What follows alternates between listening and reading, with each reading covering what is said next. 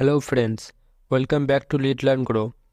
এর আগের ভিডিওতে আমরা পিটার লিঞ্চের লেখা ওয়ান আপন ওয়াল স্ট্রিট বইয়ের পার্ট 1 নিয়ে আলোচনা করেছিলাম। এই ভিডিওতে আমরা পার্ট 2 এর বিষয়বস্তু নিয়ে আলোচনা করব। Part 2, picking winners.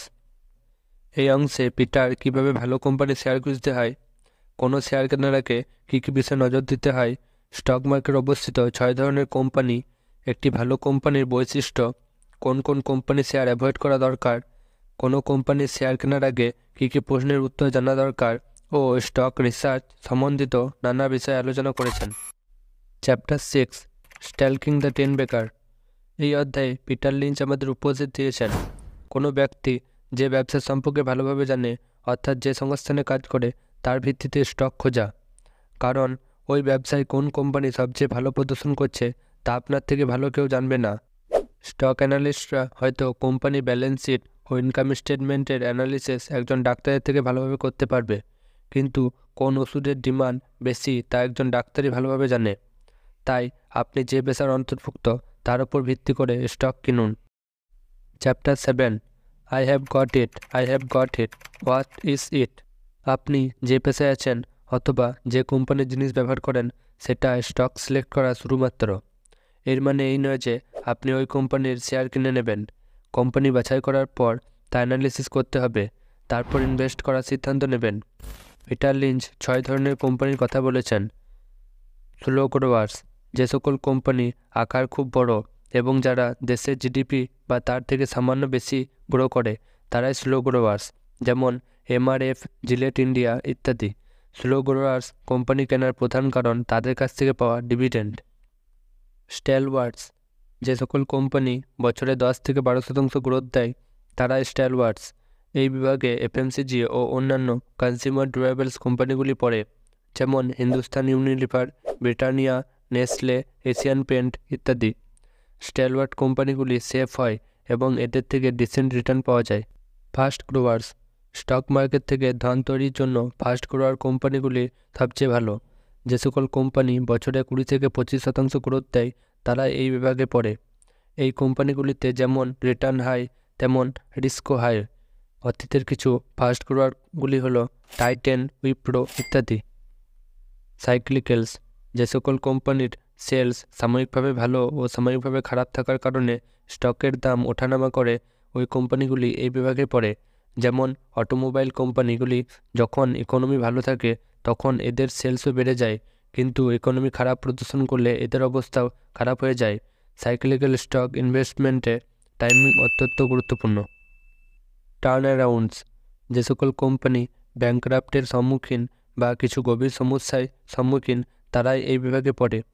যেহেতু কেউই এইরূপ কোম্পানিগুলিতে ইনভেস্ট করে না, তাই এই কোম্পানিগুলি খুব সস্তা দামে পাওয়া যায় এবং ভবিষ্যতে ভালো প্রদর্শন করলে এখান থেকে প্রচুর ধন তৈরি হয়, কিন্তু এতে অত্যন্ত ঝুঁকি আছে।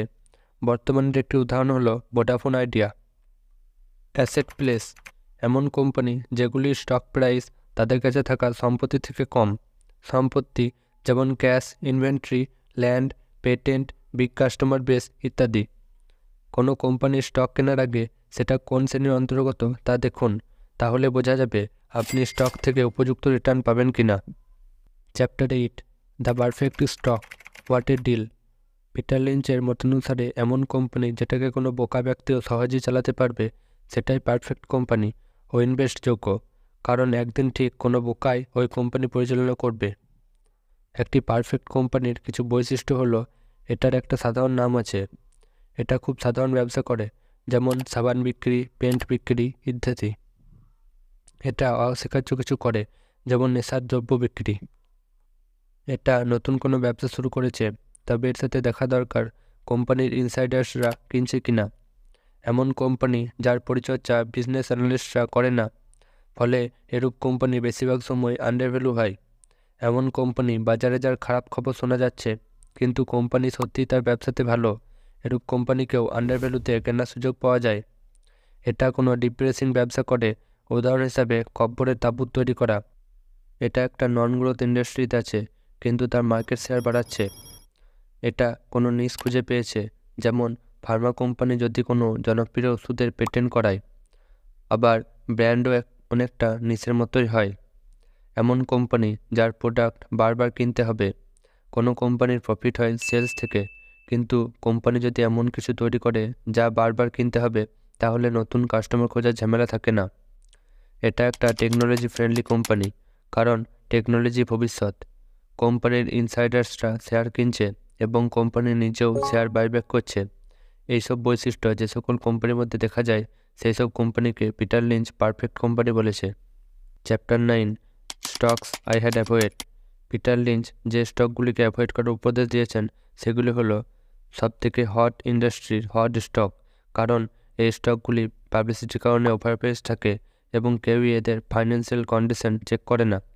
Be aware of the next something.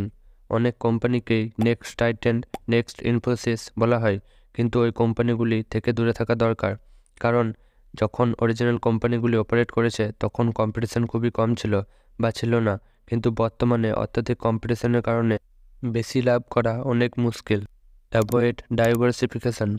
কোনো কোম্পানি যদি অন্য কোনো ওভারপ্রাইস কোম্পানিকে অ্যাকোয়ার করে বা এমন ব্যবসা শুরু করে যাদের সম্বন্ধে তার অভিজ্ঞতা নেই, পিটার লিঞ্চ একে ডাইভার্সিফিকেশন বলেছেন এবং তিনি এরূপ কোম্পানি থেকে আমাদের দূরে থাকার উপদেশ দিয়েছেন, কারণ শীঘ্রই এই কোম্পানিটি লসের সম্মুখীন হবে। Be aware the whisper stock. এমন কোম্পানির স্টক কেনা উচিত নয় যাদের গোপনীয়ভাবে বলা হয়। Be aware the middleman. এমন কোম্পানি যাদের সেলস তো ভালো, কিন্তু তাদের অর্ডারের বেশিরভাগ অংশই একটি বা দুটি কাস্টমারের কাছ থেকে আসে, এরূপ স্টকও কেনা উচিত নয়। Chapter 10, earnings earnings earnings. কোম্পানির স্টক কেনার আগে আমাদের অবশ্যই ব্যবসা থেকে উৎপন্ন আয় দেখা উচিত। সবশেষে শেয়ার কোনো লটারির টিকিট নয়, এটা একটা ব্যবসার অংশীদারি, আর আমাদের অবশ্যই ব্যবসা থেকে উৎপন্ন আয় দেখা উচিত। কোম্পানির দীর্ঘস্থায়িত্ব তার আয় নিশ্চিত করে। কোম্পানির আয়ের বিষয়ক রেশিও হলো প্রাইস টু আর্নিং রেশিও, যা আমাদের বলে আমরা আয়ের কত গুণ টাকা দিচ্ছি। কোনো কোম্পানির পি রেশিও 10 হলে আমাদের 1 টাকা আয়ের বিনিময়ে 10 টাকা ইনভেস্ট করতে হবে। তাই কোম্পানির ভবিষ্যৎ আয় বাড়ানোর কী প্ল্যান তা ভালোভাবে বিশ্লেষণ করতে হবে। একটা কোম্পানি যেভাবে তার আয় বাড়াতে পারে সেগুলি হলো খরচ কম করে, ব্যবসা নতুন বাজারে বাড়িয়ে, আরও প্রোডাক্ট বিক্রি করে, আর লসে যাওয়া সাবসিডিয়ারি বন্ধ করে। Chapter 11, the 2 minute drill. কোনো কোম্পানিতে ইনভেস্ট করার আগে আমাদের অবশ্যই তা ভালোভাবে বিশ্লেষণ করতে হবে। আমাদের কমপক্ষে এতটা তথ্য জানা দরকার যাতে আমরা কোম্পানির ব্যবসা ফিউচার সম্বন্ধে অন্তত 2 মিনিট বলতে পারি। Chapter 12, getting the facts. এই অধ্যায়ে পিটার লিঞ্চ কোনো কোম্পানির বিষয়ে তথ্য পাওয়ার সোর্সগুলি আমাদের দেখিয়েছেন। বর্তমানে আমরা অনলাইনে আমাদের ফোনের মাধ্যমে কোম্পানির বিষয়ক সব গুরুত্বপূর্ণ তথ্যগুলি সংগ্রহ করতে পারি। নানা স্ক্রিনারের মাধ্যমে, কোম্পানির অ্যানুয়াল রিপোর্টের মাধ্যমে, ইনভেস্টার প্রেজেন্টেশনের মাধ্যমে। Chapter 13, some famous numbers. এই অধ্যায়ে পিটার লিঞ্চ কিছু গুরুত্বপূর্ণ রেশিও সম্বন্ধে বলেছেন যা ইনভেস্ট করার আগে আমাদের অবশ্যই চেক করা দরকার। Percentage of sales.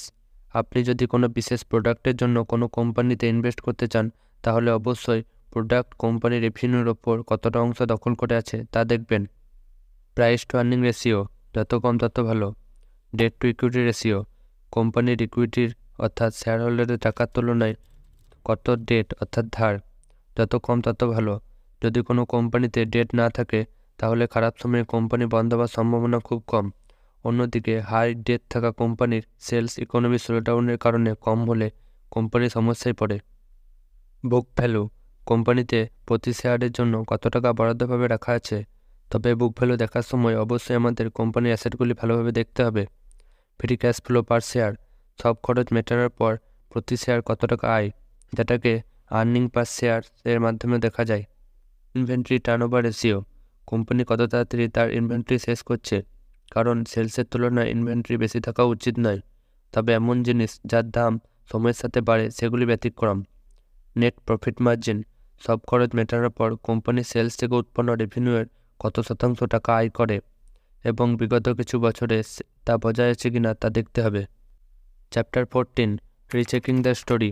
স্টক মার্কেটে ওয়েলথ ক্রিয়েট করতে হলে লং টার্ম ইনভেস্টিং অত্যন্ত গুরুত্বপূর্ণ।